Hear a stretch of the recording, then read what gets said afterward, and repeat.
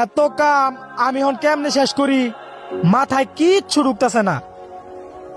আরে ভাই, এত কাজ কাম কেমনে শেষ করবেন এটা তো আর আমি জানি না।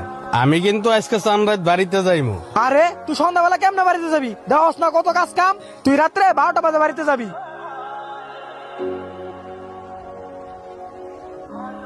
আপনি কি বলতেছেন? রাত 12টা বাজে কি আমি গাড়ি পাইমু? গাড়ি পাবি না মানে? আজকে সানরাইজ, আজকে সারাইতে গাড়ি চলবো। আরে ভাই কি বলতেছেন? সারা রাত গাড়ি চলবো মানে? সারা রাত গাড়ি চললে হইব, আমার কি সময় মতো যাই পৌঁছাইতে হইব না? আমার ছেলে মেয়ে আছে, এদের লাগে তো কিছু মার্কেটের লোক করতে হইব। তুই তো তোরটা বুঝলি, তুই তো আমারটা বুঝলি না।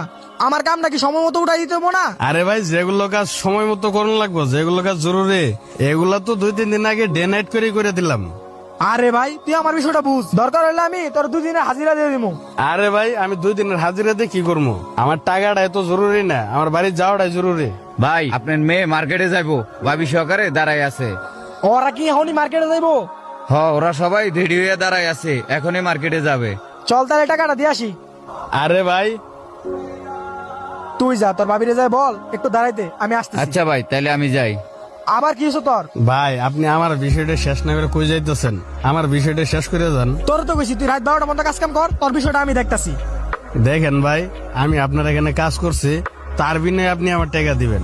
আমার তো ভাই পরিবার আছে, আমি তাদেরকে ঈদের মার্কেট করে দিব। আর এতদিন আমি রোজা থাইকে কষ্ট করে আপনার এখানে কাজ করছে, আমি একটা টাকাও নেই।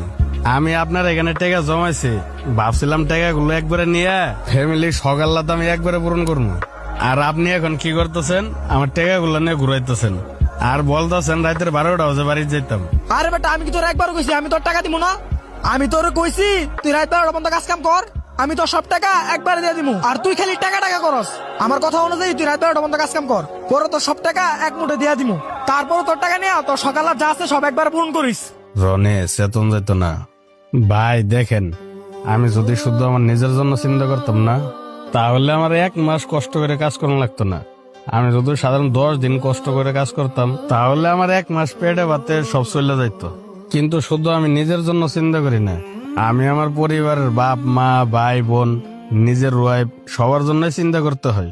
ভাই আমি যাদের লাগে এত পরিশ্রম করলাম, এই রোজা থেকে রাত দিন 24 ঘন্টা কষ্ট করে কাজ করলাম, এখন আপনি বলেন, এখন আমি যদি 2টা ঘন্টা আগে বাড়িতে না পৌঁছায় তাদের আমি ঠিক সময় মার্কেটটা না করে দিতে পারি, তাহলে ভাই বলেন আমার এত থেকে লাভ কি? ভাই দেখেন, এই রোজার মাস এত কষ্ট করলাম, এত পরিশ্রম